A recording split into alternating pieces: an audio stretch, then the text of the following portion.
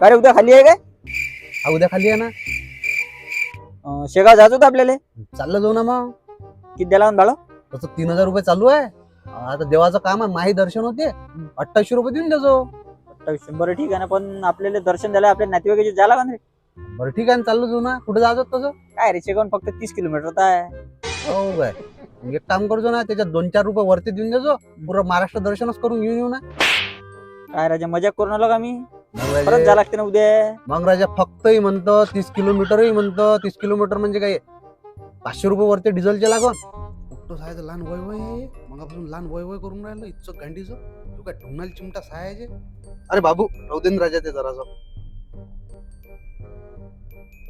अरे दादा, तुमच्या गळ्याला सांगा राजू, हँडब्रेक ओढून घेईन तो, वांदा होऊन जाईल. अरे खेळू दे ना, लहान आहे ना तो. अरे तर लहान आहे तर मग एक काम करा, मी उतरून जातो, त्याला गाडी चालू द्या.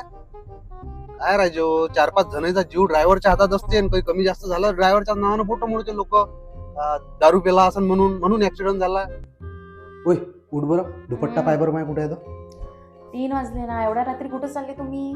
अरे त्या श्रीकांतच्या बायकोले डिलिव्हरीचं काम आहे दवाखान्यात. असं 100 रुपये जास्त होतात म्हणून बाहेरच्या गाड्या सांगतात, आणि दवाखान्याचे काम असले म्हणजे तुमची गाडी दिसते. तसं बोलत नसते, आपल्या पाशी गाडी आहे म्हणून कोणी म्हणते आपल्याला, आणि शेवटी दवाखान्याचं काम आहे. ते पटकन पाय. थांबा बघते.